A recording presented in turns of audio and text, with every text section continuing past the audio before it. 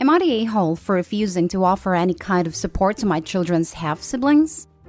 I have 2 children who are now 12 and 11 with my ex who passed a little over a year ago. While we were still together, he ended up becoming infatuated with this addict who he left me for. They married and had 2 small children together. He had limited contact with our children because I fought to keep my kids away from her. Then my ex died, and his wife lost her parental rights, which from the sounds of it, she was fine with. My ex's family wanted me to take the 2 children and raise them, with the offer of financial assistance from them to aid in that working. I said no, and it led to tension. I did allow them to keep contact going and set up visits, but I do not want to be involved in those other 2 children. My former in-laws have both run into some health problems, and they have continued turning to me for help, which I have said no to. Recently, my former father-in-law was hospitalized after a heart attack, and my former mother-in-law told me that someone needs to step up and help them with the kids. I said I'm not going to do it. I told them it can never be me, and they need to accept that and find someone else. Now I'm running into a lot of crap from extended family who do not live nearby, saying I am the closest thing they have to a parent now, and that my former in-laws are unlikely to be healthy enough to raise these kids to 18. And it would be evil of me to let the kids go into foster care or get sent states away from their siblings to live with me. They also claim I am going to make my kids hate me, which I seriously doubt. Am I the a-hole? Now for the top comments. Not the a-hole. Even if the ex had not cheated, you do not have a moral, and certainly not legal, obligation to those children. But he did. So it is even more understandable that you would not want to raise those kids. Tell your in-laws and everyone else that 1. You've moved on from your ex and feel no obligation towards him outside of your children. 2. They can either step up and take them. 3. To spend their time finding someone in the mother's family to take them instead of harassing you. I truly think his family has some nerve. They are the a-holes. It's appalling how so many posts here are. Hey, so your ex that you have kids with can no longer care for the children he or she had with another, and you already have prior kids with them. So you should take these children in too. I agree. I haven't been on platform long and I'm shocked by the question, but appalled by the demand. It's always people that are actually related to the children that don't want or can't handle the responsibility. Yes, I periodically have to walk away for months at a time. The constant reminder of how society gaslights women into thinking that enforcing boundaries make them a-holes really starts to get to me. Not the a-hole. And you'll never be the a-hole for declining to take in children that you, 1, have no familial or emotional connection to, 2, that are the children of your ex and his new partner, and 3, most importantly, that you don't want to raise. I feel sorry for the kids, don't get me wrong, but they are absolutely not your obligation to care for, and the issue should have been dropped as soon as you said no the first time. Your former in-laws are completely out of line for trying to guilt you into raising the kids their son created with the woman he left you for. How terribly insensitive. Taking them in also opens the door to having to deal with their mother. Even if she's lost parental rights, there's no guarantee that the kids won't seek out a relationship with her, or that she won't reach out to them if/when she gets clean. Additionally, since you limited the contact your kids had with their father/half-siblings, I'm assuming they don't have strong ties to the kids. In which case, I'd argue it's more likely that they'll resent you if you do take them in. Not only will they have permanently lost their dad, but their lives will be further upended by the introduction of 2 young strangers. It isn't fair to anyone to do this.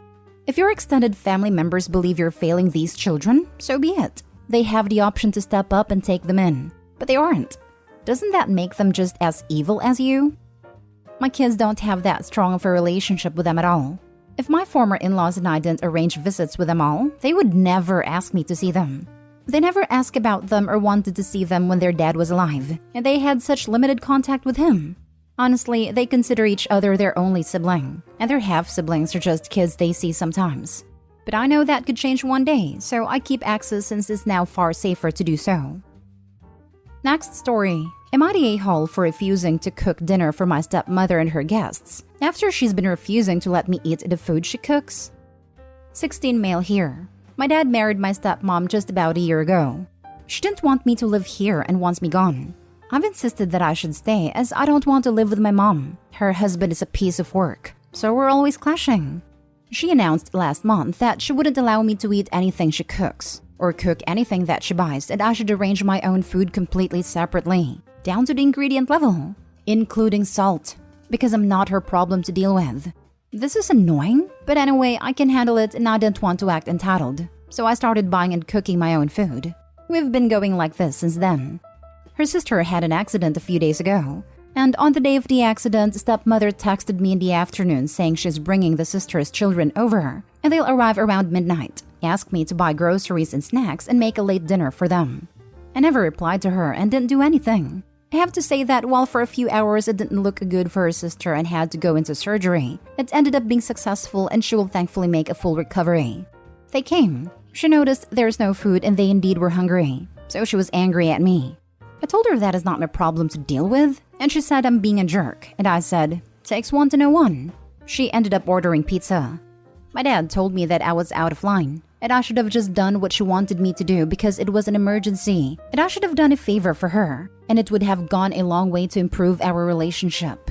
I told him that our relationship has always been hopeless because she hated me for no reason. So there's nothing I can do that can make her hate me any less, and at this point I've accepted it and don't care anymore. He said it's not true and now I'm grounded.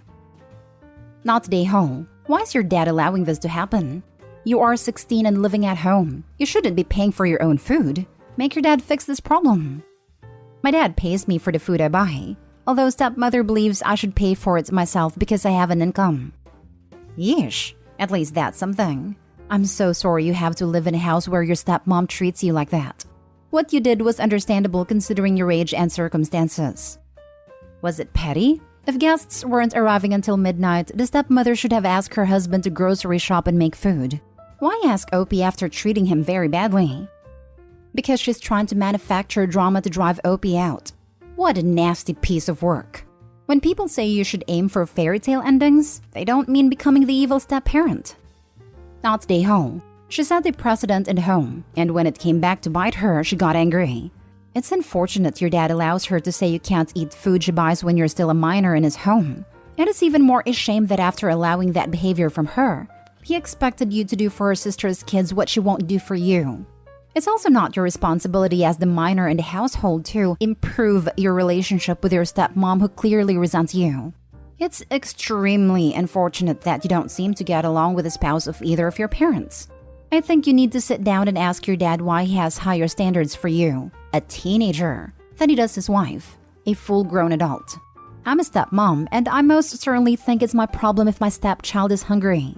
I also don't understand why he'd marry someone who is combative and not loving toward you. You were part of him, and she supposedly loves him, so what gives? I'm not sure what I'd do in your shoes since either parent's home sounds horrible to be in at the moment. Shame on your dad for failing to stand up for you though, when you needed it. It was the perfect opportunity for him to tell her that she shouldn't expect you to do for other kids what she won't do for you. The kids got fed. She ordered them a pizza. There was no reason to punish you for not obeying someone who can't treat you properly. She's got some twisted priorities to think feeding her sister's kids is her problem, but feeding her stepson is not. I'm utterly appalled at your dad for allowing her to order you to buy your own food. That's reasonable if you were an adult living in their home, but not as a minor living in their home. I do think I might use her food anyways and ignore her insane position, or sit her down and iron out expectations. I think you need to tell her point blank that she set an example for you to follow. So if she's angry with how you handled yourself, she asks herself to thank for your point of view. Next story is titled, Am I the a-hole for asking my dad why can he accept my sister but not me? My female 17 dad, male 43, wanted all boys. I was the second born and a girl, something he didn't want. Because of that, my childhood has consisted of him being hard on me and us rarely talking to each other. My parents have 5 kids, 2 girls, 3 boys. The youngest is his other daughter, female 7. They have a great relationship. He talks with her, actually does stuff with her like watch movies, play Barbies, and with her baby dolls.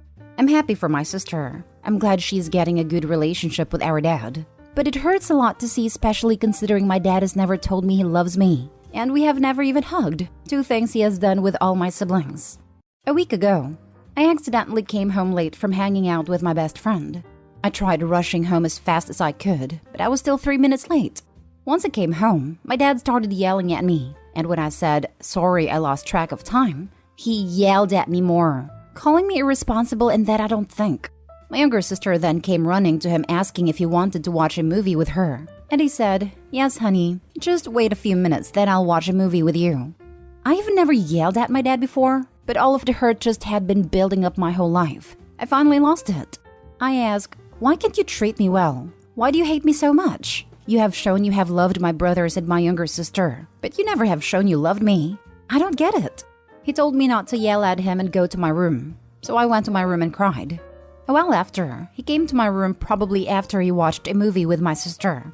He took my phone away and proceeded to say that he had always provided for me, and that's all that should matter. I didn't even say anything back. I didn't want to argue. My dad and I haven't talked since I was grounded for 5 days. I asked my older brother if I did something wrong. He said I probably shouldn't have yelled at him, but I said what needed to be said. I overheard my parents talking, and my mom was trying to explain what I was meaning, but my dad just called me an immature brat, and that I need to grow up. I felt like what I said wasn't wrong, but my dad has been making me feel like I'm crazy and in the wrong. So am I the a-hole? Now for the comments. Not the a-hole. I am so sorry your parents treat you so horribly. And I say parents because although the main perpetrator is your father, your mother has epically failed you by standing by and watching the blatant favoritism while having more children with a man whose love is dependent on gender. You are almost an adult. Please make sure you have a plan on how to remove yourself from this toxicity and heal from the damage your awful father has done. This should include figuring out how to support yourself financially and get counseling to mitigate the damage he has done. Parents who have no issue treating one of their children wildly different than the others also have no issue throwing that child out of their house once their legal obligations end at 18. Or before. I wonder if this is just a case of the scapegoat and he's just using her as his emotional punching bag. There doesn't need to be a golden child, but if the brothers can see the huge disparity between treatment of siblings, then yeah, Opie's definitely the scapegoat and needs to get out and get put in therapy because this sort of trauma has lasting effects. I wonder if Opie's father might suspect she's not his. It definitely sounds like he's got something against her. Not Dayhole. Sadly, your dad wanted boys and took out his unhappiness of having girls on you. It only seems to have accepted having a daughter once he had 3 sons and gotten what he wanted out of having sons. It seems you might be the scapegoats in your family. Edit. Also, any parents whose response to their child feeling unloved is to say they financially supported you so it's fine is an a-hole because they literally have the legal obligation to do that. So it isn't saying much about them as a person beside they follow the law. Yes, I guess I never really understood why he could be a loving father to my sister but never changed how he treated me. Now for the last story. Am I the a-hole for wanting to go to university instead of finding full-time job to help my mother with supporting my siblings? I am female 18 and this year I graduated from high school and applied for universities, and I got accepted to university of my choice. In my country, universities are completely free, no tuition fee. I got accepted to university in my hometown, which would allow me to live at home and work part-time to help my mother with living cost. Or I could go to university in another town, to which I got scholarship based on my grades and exam results, meaning that I would have my dorm and food covered and could focus only on my studies. I come from a large family. I am the oldest child of 8 and my mother is a single mom. My mother doesn't get child support for most of my siblings' dads, and she mostly gets alimony payments provided by our government, and she gets some social benefit payments as well. I told my mother about my university options and she wasn't happy at all. She was discouraging me from applying in the first place, but I did it regardless. She originally wanted me to go to trade school instead of high school. After trade school, you cannot go to university because you lack qualifications. She wasn't happy. She told me that I shouldn't go because she needs me to go and find a full-time work. My mother doesn't work, so I can help with the cost of living. She also needs me to stay home because she needs help with my siblings. I really want to go, but my mother told my siblings, and my youngest sister cried because I am abandoning them. That's what my mother told them. I accepted a university place in secret and was planning on telling my mother just before I move out. But she opened up my letter regarding my scholarship and dorm and found out. She blew up at me, told me I didn't care about my siblings, that I'm selfish and only think about myself. She accused me of being cruel, and my little sister called me an a-hole and my mother agreed. I am devastated. Am I really an a-hole for wanting to go to university? Should I stay and find a job? Not the a-hole. Supporting children is the parent's job. It does not belong to one of the children. Your mom could make an effort to get child support from the various fathers or try to find a job. You should not be giving up university to support your siblings. This is right, OP. You are not required to sacrifice your future for the sake of others. Your mom has made it this far. She'll be able to save money since you won't be home. You won't be eating food or using utilities. There will be more space in the house. You're not abandoning anyone. You're growing up and moving on with the next phase in life. It's okay. Not stay home. Not stay home. She's responsible for all those kids she chose to have, not you. Go to university. Do whatever you want. Exactly. Mom seems to want Opie to just repeat the pattern she's set. If Opie gets no education, she'll have to settle for low-paying jobs. Then when she has kids, she'll probably need their help as well. The best thing Opie can do for her siblings is to set a good example and make a good life for herself. Nothing against trade school, but that isn't what she wants, and this is her life. Exactly. As a mom myself, it pains me seeing her mom be like this. All I want for my daughter is to be happy and do what she wants in life. That's it. I brought her into the world. She doesn't owe me a single thing.